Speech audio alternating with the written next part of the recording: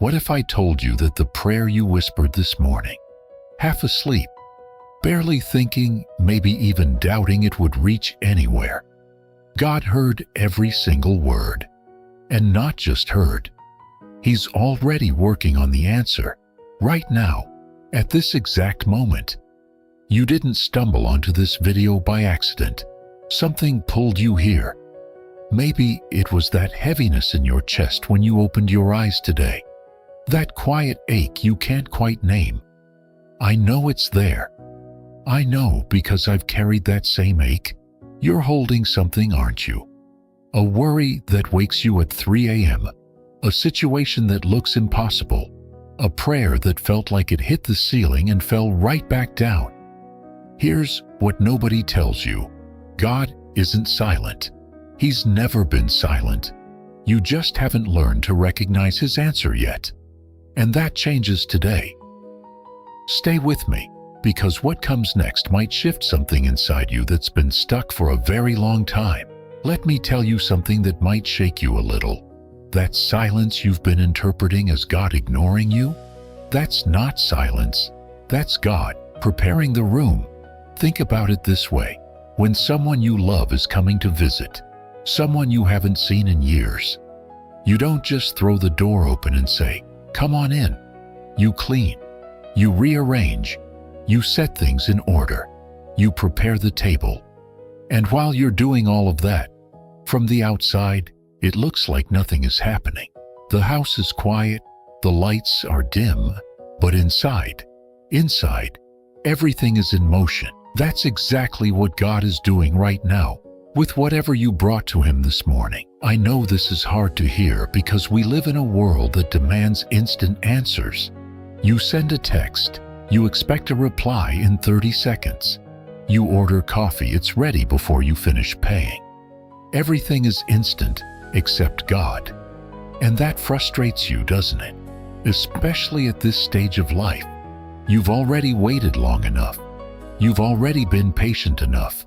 You've watched people around you get answers, get breakthroughs, get their miracle, and you're still standing in the same spot, praying the same prayer, wondering if the line got disconnected. But here's what I want you to hold on to today. God's delay is never God's denial. Let me say that again because you need to feel it in your bones. God's delay is never God's denial. That pause you're experiencing, it's not rejection, it's preparation. Something is being arranged behind the scenes of your life that you cannot see right now. And when it manifests, you'll understand why it took the times it took. You've lived enough years to know this is true. Think back to the moments in your life when you thought everything was falling apart. The job loss, the diagnosis, the relationship that crumbled, the season of loneliness that felt like it would never end. At the time, it felt like God had walked away.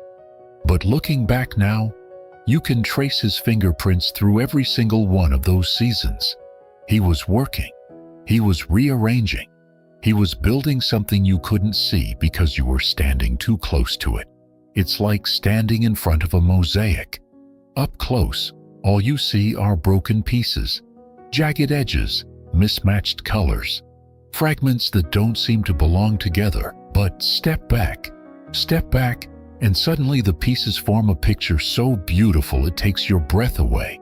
That's what God is doing with your life right now. He's not breaking you. He's building a mosaic, and the pieces that hurt the most are often the ones He uses to create the most stunning parts of the image. You know what I've noticed about people our age? We carry this unspoken fear that maybe we've run out of time, that if God was going to answer, He would have done it by now, that the window has closed, that the best chapters are behind us and we're just filling pages until the end. I want to look you in the eye right now and tell you, that is a lie. God is not finished with you. He is not finished with your story. The prayers you prayed 20 years ago and gave up on, some of those are about to be answered in ways you never imagined. The dreams you buried because nobody encouraged you to keep them alive, God kept the soil watered. He's been growing something underground this whole time, and the season of seeing it break through the surface is closer than you think. The psalmist understood this. David, the man who was anointed king as a teenager and then spent years hiding in caves, running for his life, waiting for a promise that looked like it would never come true. David wrote these words, "I waited patiently for the Lord. He turned to me and heard my cry. He lifted me out of the slimy pit, out of the mud and mire. He set my feet on a rock and gave me a firm place to stand. He put a new song in my mouth, a hymn of praise to our God." Psalm 40, verses 1 to 3. Read that carefully. David didn't say God answered instantly. He said, "I waited patiently." And the Hebrew word for patiently here carries a meaning of stretching out, of enduring, of holding your ground when everything in you wants to give up. David held his ground, and God showed up. He will show up for you too. I want to take you somewhere most people never go with prayer. Most of us were taught that prayer is about asking. We bring our list. Heal this. Fix that. Open this door. Close that one. And we hand it to God like a cosmic to-do list. And there's nothing wrong with that. Jesus himself said, "Ask and you shall receive." But somewhere along the way, we reduced prayer to a transaction, a request, an application we submit, and then sit around waiting for approval. But what if prayer was never meant to be the moment where you change God's mind? What if prayer was the moment where God changes yours? That's a hard shift, I know. Especially when you're hurting, especially when the need is real and urgent, and you don't have the luxury of philosophical distance. When the doctor says, "We need to talk about options," you don't want a theology lesson. You want a miracle. And honestly, God is not offended by that. He's never offended by your rawness. The Psalms prove that. David screamed, complained, questioned, even accused God of abandoning him. And God called him a man after his own heart. Not because David was polite, because David was honest. Here's what I'm discovering, and I think you're discovering it too at this point in your life. The deepest prayers aren't the ones where you tell God what to do. They're the ones where you finally stop talking long enough to hear what he's been trying to tell you. There's a beautiful passage in 1 Kings 19 about the prophet Elijah. He was exhausted, burned out, done. He ran into the wilderness, collapsed under a tree, and begged God to just let him die. Then God told him to stand on the mountain because he was about to pass by. And then came a mighty wind, so powerful it shattered rocks. But God wasn't in the wind. Then an earthquake, but God wasn't in the earthquake. Then a fire, but God wasn't in the fire. And after the fire, a gentle whisper, a still, small voice. And that's where God was. Do you see it? God showed up, but not where Elijah expected him. Not in the dramatic, the loud, the powerful, in the whisper, in the gentle breath that you almost miss if you're not paying attention. How many times has God spoken to you in a whisper, and you missed it because you were waiting for the earthquake? I'll tell you what happens to a lot of us in this season of life. We've been through the wind. We've survived the earthquake. We've walked through the fire, and we're still standing. Bruised maybe, tired, absolutely, but standing. And now God is saying, I need you to get quiet enough to hear me in the whisper. That morning prayer you whispered today, it wasn't small. It was actually the most powerful thing you did all day. Because when you pray, you're not just sending words into the void. You're positioning yourself. You're turning your face toward the one who made you. You're saying, I'm available, I'm listening, I'm here. And that posture, that willingness to show up even when you don't have all the answers, that's the prayer that changes everything. Because here's the secret hidden in plain sight. The answer you're looking for isn't always a change in circumstances. Sometimes it's a change in you. And that change begins the moment you stop performing your prayer and start living it. There comes a morning, and maybe it's this morning, when you wake up and realize something has shifted inside you. Not overnight, not in some dramatic lightning bolt moment, but slowly, the way seasons change. You can't point to the exact hour it happened, but you know something is different. The anxiety is still there, but it doesn't own the room anymore. The problem hasn't disappeared, but it no longer has the final word. That shift has a name. It's called surrender. And I know that word makes people uncomfortable. In our culture, surrender sounds like giving up. It sounds like weakness. It sounds like waving a white flag and letting life walk all over you. But that's not what spiritual surrender is. Not even close. Surrender is the moment you stop trying to be God in your own life and let God be God. Think about it. How many years have you been carrying the weight of outcomes you were never designed to control? How many sleepless nights have you spent trying to engineer a solution to something that was never yours to fix? How many times have you rehearsed conversations, planned for every possible scenario, built contingencies on top of contingencies, all because somewhere deep down, you believed that if you didn't hold it all together, everything would fall apart? And here's the painful truth. It fell apart anyway, didn't it? The thing you were terrified would happen. It happened. And you're still here, still breathing, still standing.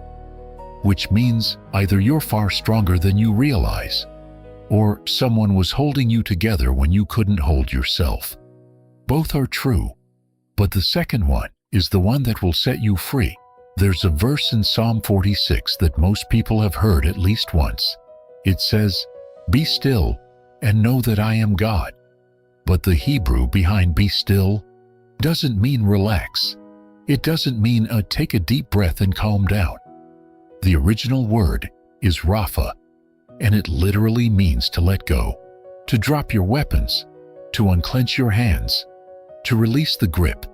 God wasn't saying calm down. He was saying, let go, I've got this.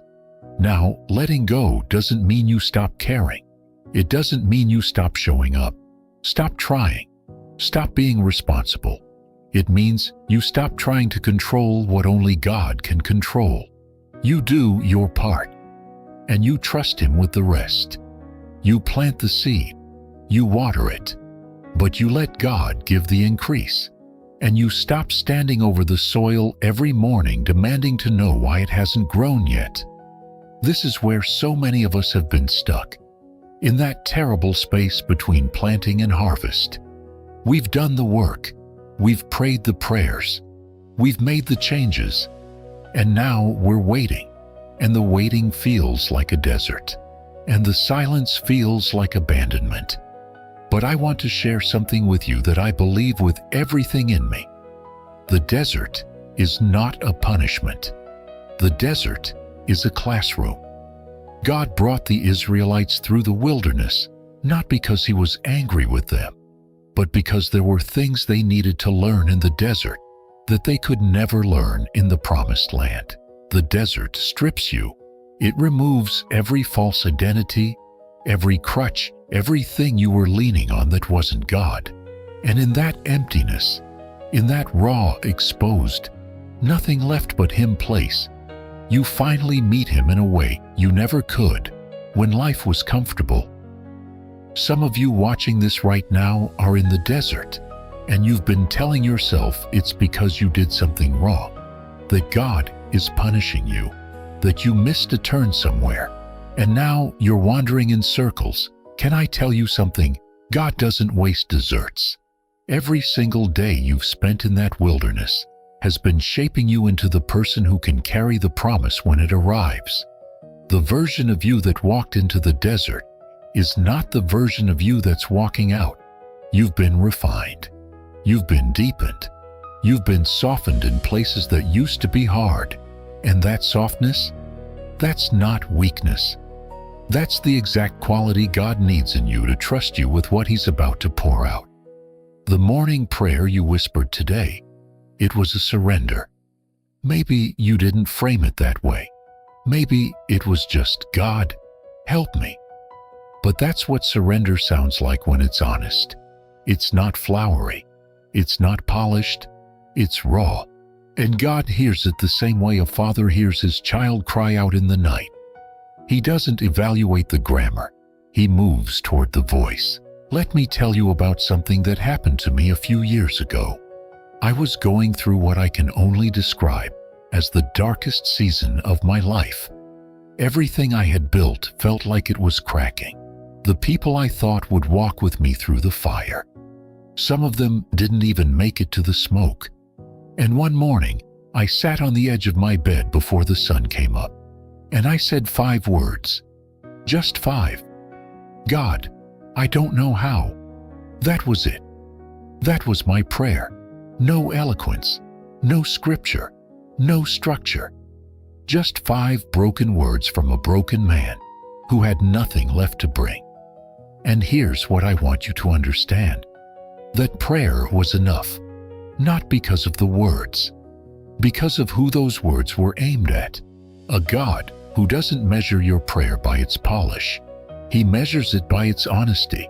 You see, somewhere along the way, we picked up this idea that prayer has to be clean, that it has to sound right, that you need to kneel properly. Close your eyes, fold your hands, find the right posture, use the right words, and only then will God tune in. But that's not what Scripture shows us. Scripture shows us a God who meets people in the mess, in the dirt, in the desperation. Hagar in the wilderness, alone and terrified. God found her, the woman at the well carrying shame she couldn't even name. He sat down next to her, Peter sinking in the water, drowning in his own failure. Jesus grabbed his hand. Every single one of those moments started with someone who was not okay, and every single one ended with God showing up. So let me ask you, what's your 5-word prayer this morning? What's the raw, unfiltered cry that you haven't said out loud because you thought it wasn't holy enough? Say it, right now, wherever you are. Nobody has to hear it but Him, and listen. If you've made it this far into this video with me, I want you to know something. You're not just watching a video. You're sitting in a room with someone who understands. Because I know what it is to wake up and have to choose faith over feeling. I know what it is to pray when the answer feels nowhere in sight.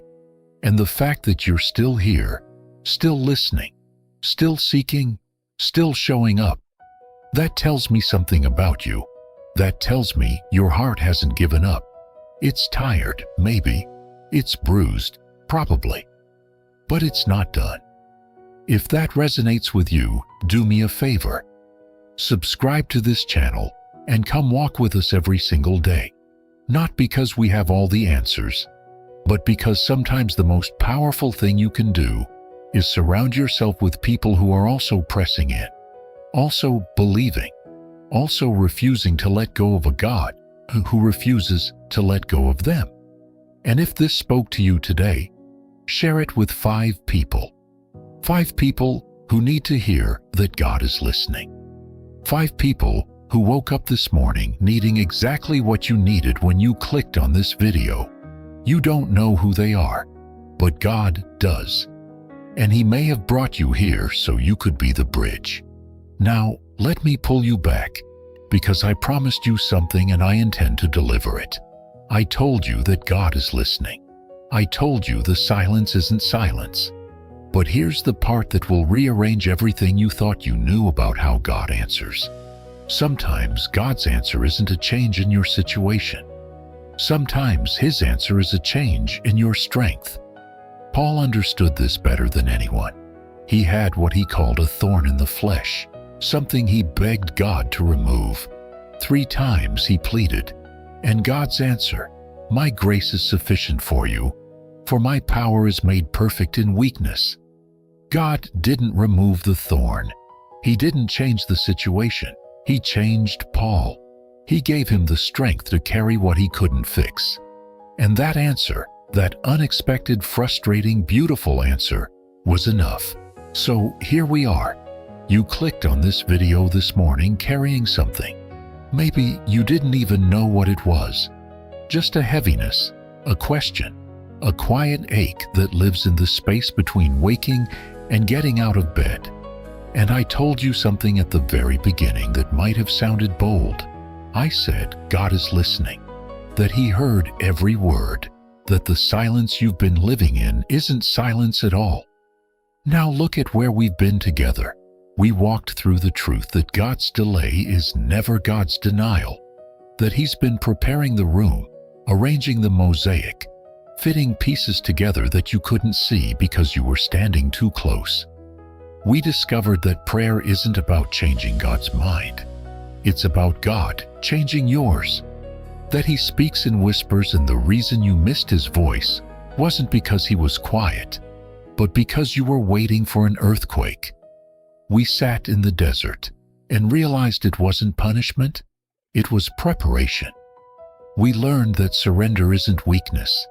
It's the moment you stop trying to be God and let God be God. And we heard Paul's story, the man who begged for relief and received something better, strength to carry what couldn't be removed. All of that brings us here, to this morning, to your morning. And here's what I want you to understand as we close. The transformation you've been praying for, it may have already begun, not in your circumstances, in you. You came here looking for an answer, and maybe the answer is that you've been changed in the asking. Your heart is softer now than it was when you pressed play. Your hands are a little more open. Your grip has loosened, and that is the miracle you didn't think to pray for. God didn't bring you to this video by accident. He brought you here the same way He brings you to everything that matters, quietly, gently, through a series of choices that felt like yours, but were always being guided by a hand you couldn't see. David wrote these words in Psalm 5, and I want you to hear them as if they were written for you this morning. Give ear to my words, O Lord.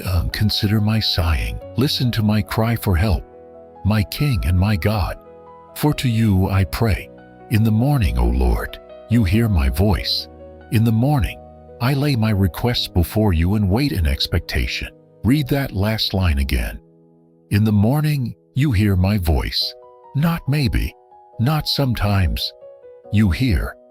And then, wait in expectation. Not in despair, not in doubt, in expectation. Because you now know something you didn't know when you woke up. You know that the silence was never silence. You know that the delay was never denial. You know that the God who let you sit in the desert was the same God who was building something in the desert that you couldn't have received any other way. So tomorrow morning, when you wake up and that familiar ache tries to settle in, remember this. Remember that your 5 words are enough. Remember that the whisper is louder than the earthquake. Remember that the mosaic is being formed. And remember that the God who heard David in the morning, who heard Elijah in the whisper, who heard Paul in his weakness, that same God heard you this morning, and He's still listening right now. As these words land, as you sit there with whatever you're carrying, He's listening. If this video touched something in you, don't let it stop here.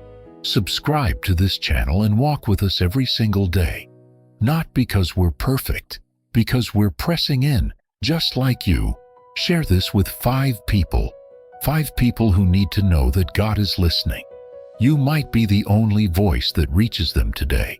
And leave a comment below. Something honest, something real. Tell me what this stirred in you. And tell me, what should we talk about next? What's the prayer you need spoken over your life? I'm listening, and so is He. Good morning, God is listening, and so are we.